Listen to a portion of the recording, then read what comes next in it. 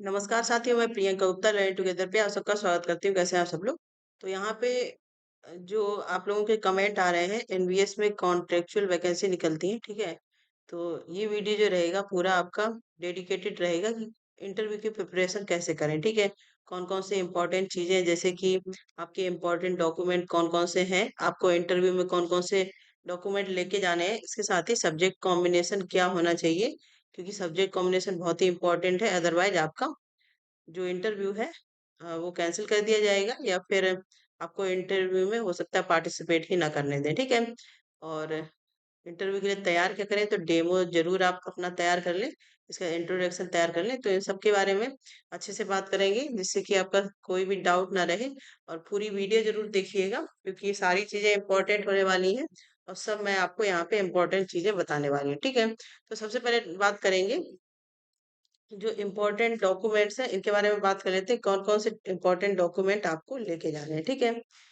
तो यहाँ पे आप देख सकते हैं, ये एनवीएस का ही ऑफिशियल पीडीएफ है, जहाँ पे आप देख सकते हैं कि जब आप इंटरव्यू के लिए जाएंगे, तो आपको सारे अपने original certificate, marksheets and set of, मतलब एक आपको पूरा सेट लेके जाना है, self attested photo state copies of the same, ठीक है? आपको सारे अपने ओरिजिनल डॉक्यूमेंट्स लेके जाने हैं।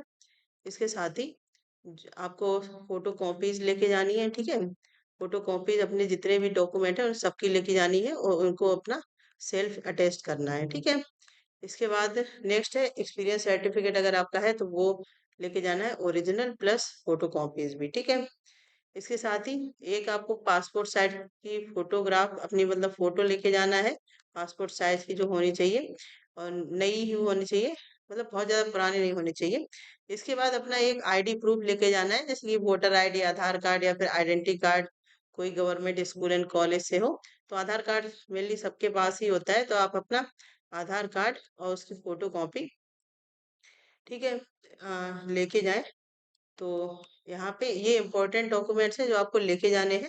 अगर कोई भी डॉक्यूमेंट आपका रहता है, ठीक है, तो आपको वहाँ पे हो सकता है कि इंटरव्यू में दिक्कत आ जाए। इसके बाद ही अपने सारे कंप्लीट लेके जाने हैं, जैसे कि कुछ बच्चों का कमेंट आता है कि बीएड का लास्ट ईयर है, तो क्या इंटरव्यू में जा सकते हैं? तो बिल्कुल नहीं जा सकते, आपका पूरा कंप्लीट होना चाहिए जब आपने अप्लाई किया है तब, ठीक है?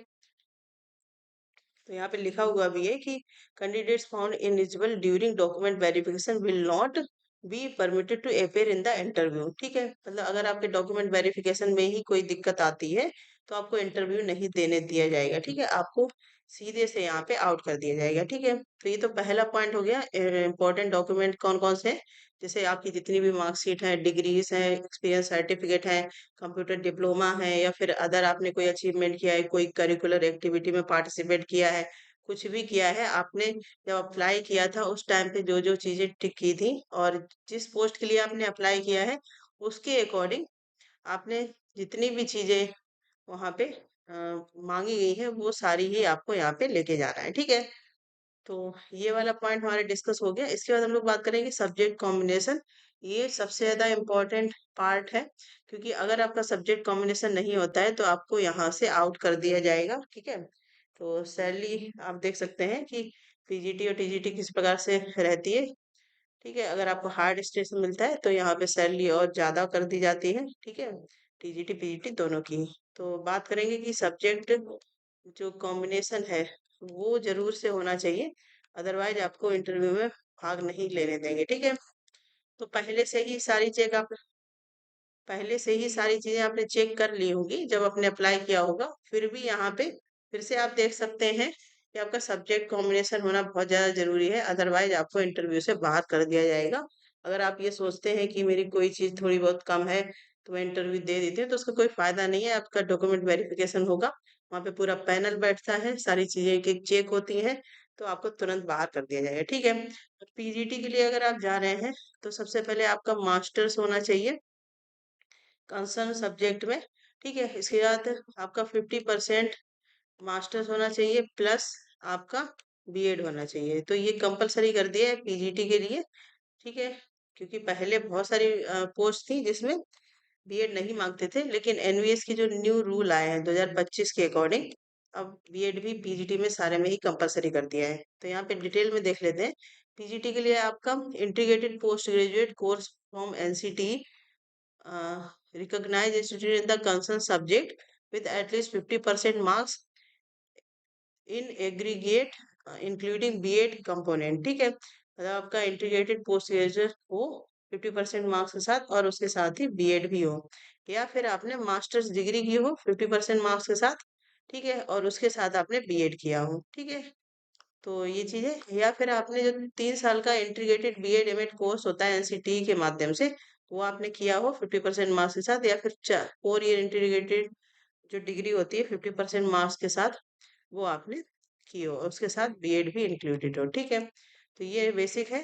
बाकी सब्जेक्ट कॉम्बिनेशन यहाँ पे आप देख सकते हैं। पीजीटी इंग्लिश के लिए अगर आप अप्लाई करते हैं तो आपका मास्टर्स भी इंग्लिश में ही होना चाहिए। हिंदी के लिए अप्लाई करते हैं तो हिंदी होना चाहिए। पीजीटी फिजिक्स में अप्लाई करते हैं तो आपका मास्टर्स फिजिक्स में होना चाहिए। और उम्मीद की जाती है कि आपका जो कंसर्न सब्जेक्ट है वो ग्रेजुएशन लेवल पे भी आपने पढ़ा हो, ठीक है। इसके साथ ही जैसे पीजीटी केमिस्ट्री का है तो पोस्ट ग्रेजुएशन आपका हो इससे, केमिस्ट्री से आपने केमिस्ट्री ग्रेजुएशन में भी पढ़ा हो। ये न्यू रूल के हिसाब से है, ठीक है। तो आप लोग यहाँ पे ये मत सोचिएगा कि ग्रेजुएशन में भी सेम मांग रहा है। अब न्यू रूल के हिसाब से कर ही दिया गया है कि अगर आप पीजीटी मैथ के लिए अप्लाई करते हैं तो आपने ग्रेजुएशन में भी मैथ पढ़ा हुआ हो, ठीक है। तो इस प्रकार से रखी गई है। इसके बाद पीजीटी इकोनॉमिक्स हो गया आपका। तो ये पीजीटी के सारे सब्जेक्ट हैं, ठीक है। यहाँ पे एक चीज है, पीजीटी कॉमर्स है उसमें कौन एलिजिबल है, जिनके holders of degree of MCom in applied business economics shall not be eligible, ठीक है। तो ये चीज आपको याद रखनी है।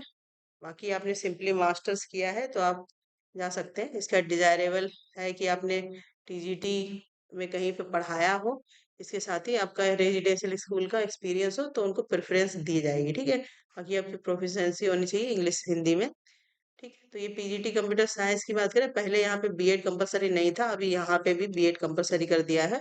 और आपका कंप्यूटर साइंस में ही या फिर इंफॉर्मेशन टेक्नोलॉजी से आपका मास्टर्स हो या फिर एमसीए किया हुआ हो, ठीक है, या एमई एमटेक आपने किया हो कंप्यूटर साइंस से 50% मार्क्स के साथ, उसके साथ ही बीएड भी किया हो, ठीक है। बाकी सेम वैसे रहने वाली है।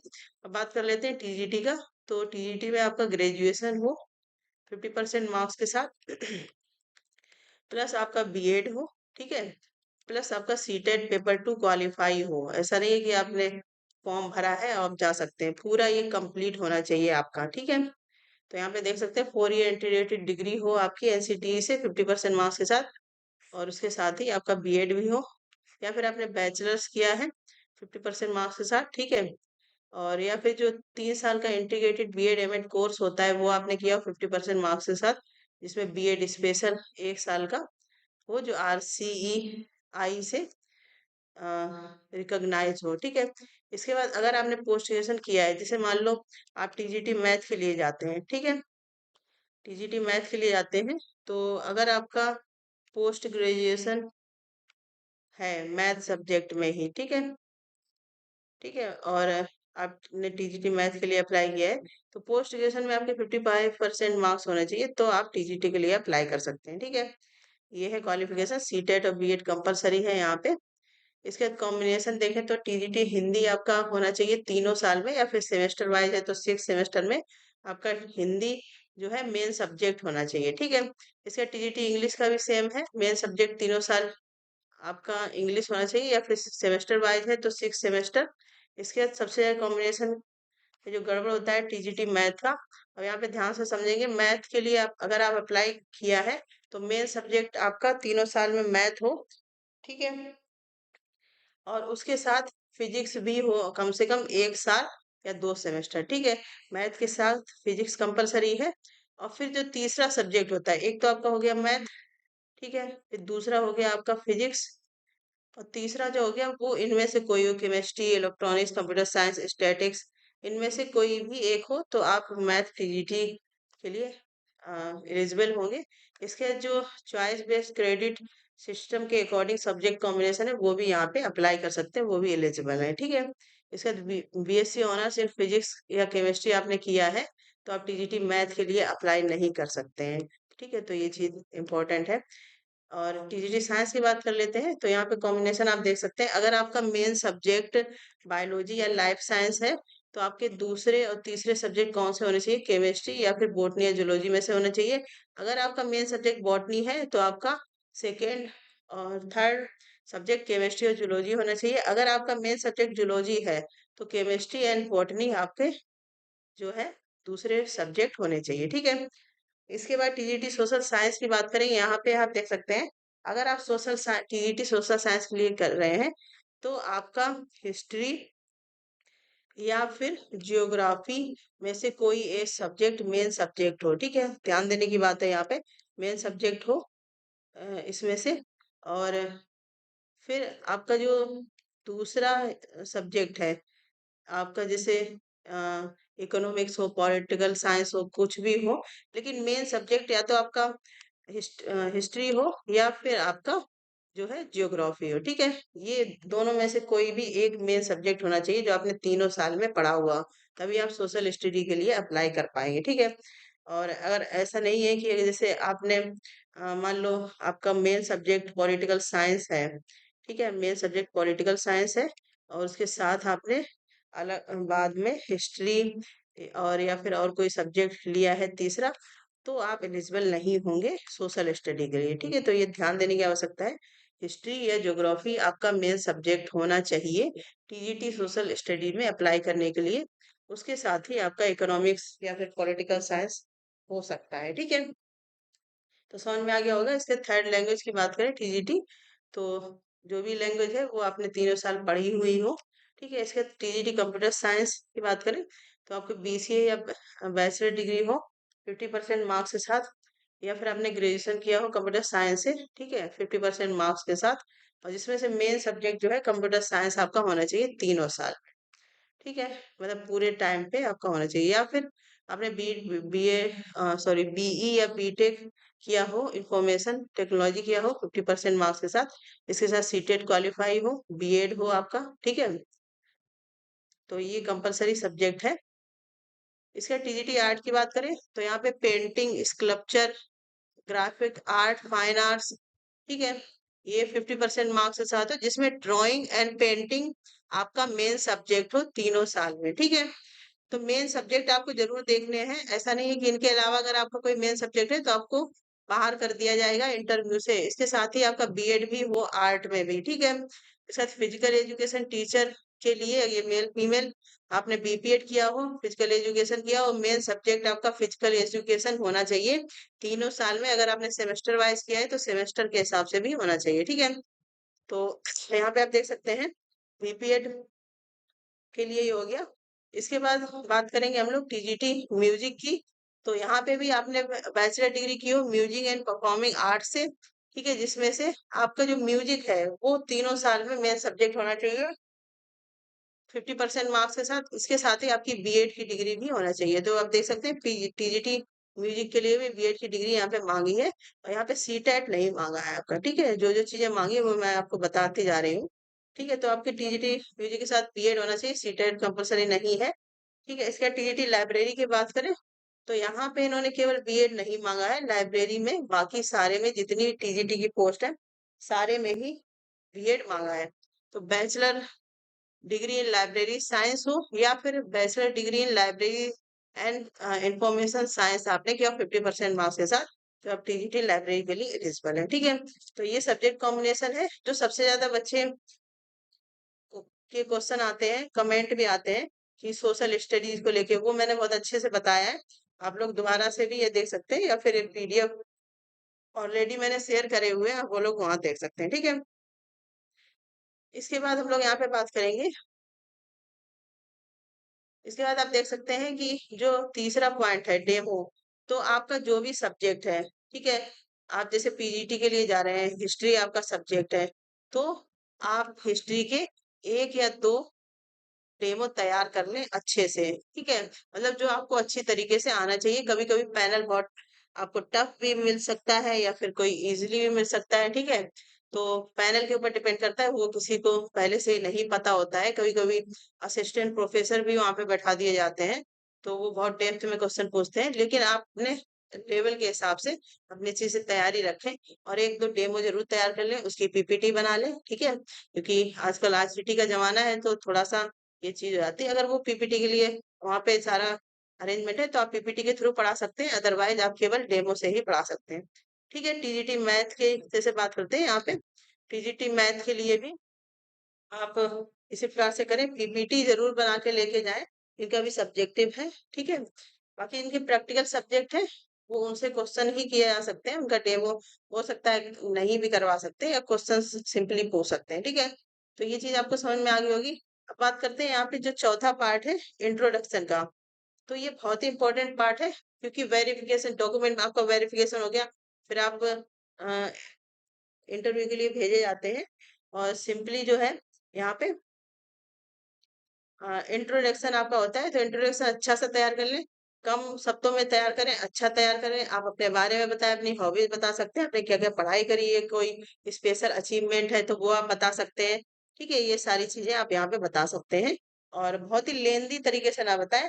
और आप जिस भी भाषा में कंफर्टेबल है, हिंदी या इंग्लिश में, उसमें आप बोलें। कोशिश करें कि बायलिंगुअल बोल लें, जिससे कि क्योंकि हिंदी इंग्लिश दोनों में ही वहाँ पे आपको पढ़ाया पढ़ाया जाएगा, मतलब आप वहाँ पे पढ़ाएंगे बच्चों को, ठीक है? तो जब आप इंट्रो देंगे अपना, तो कोशिश करें कि बायलिंगुअल रखें, अदरवाइज आप जिसमें भी कंफर्टेबल है उसमें आप अपना इंटरव्यू दे सकते हैं। ऐसा कोई फिक्स नहीं है कि आपको इंग्लिश में ही देना है, ऐसा कोई फिक्स नहीं है कि आपको हिंदी में ही देना है, ठीक है? हर लैंग्वेज वाले जो टीचर हैं, उनके लिए लैंग्वेज के अकॉर्डिंग रहेगा, जो भी उनकी लैंग्वेज है, ठीक है? तो ये इंपॉर्टेंट चीजें हैं इंटरव्यू के लिए। आपके डॉक्यूमेंट्स सारे कौन-कौन से मैंने बता दिए, सब्जेक्ट कॉम्बिनेशन अपना पहले से चेक कर लिया होगा, अगर नहीं किया है तो यहाँ से देख सकते हैं। इसके साथ ही आप अपना डेमो अच्छे से तैयार कर लें और बिल्कुल सिंपल कपड़ों में जाएँ, कपड़े भी आपके जज होते हैं, ठीक है? ऐसा नहीं है कि बिल्कुल आपने एकदम चमक-धमक वाले कपड़े पहन लिए, ठीक है? और सिंपल से शूज़ या स्लीपर जो भी आप इंटरव्यू के टाइम पे पहने, जिसमें भी कंफर्टेबल है और मेनली है कि ज़्यादा आवाज़ वगैरह ना करे, ऐसा ना लगे कि कोई आ रहा है एकदम से, है ना? तो थोड़ा-सा सिंपल कहते हैं सिंपलिसिटी टीचर्स की जो बोली जाती है, वो होनी चाहिए। बाकी आपका सब अच्छा होगा, ठीक है? तो ये इम्पोर्टेंट चीज़ें हैं जो इंटरव्यू के लिए आपको ध्यान रखनी है। इसके अलावा कोई डाउट है तो कमेंट सेक्शन में पूछ सकते हैं और आपकी इंटरव्यू की डेट्स जैसे ही सारे रिवीजन की आ जाती हैं, उसपे भी आपको वीडियो दे दिया जाएगा।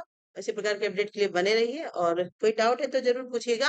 बाकी जो इम्पोर्टेंट चीज़ें हैं, जो जिनके बिना आप इंटरव्यू में नहीं पार्टिसिपेट कर सकते हैं, तो वो मैंने आपको बता दी हैं, बहुत अच्छे से बता दी हैं। इसके अलावा भी कोई डाउट है तो कमेंट सेक्शन पूछिएगा। धन्यवाद।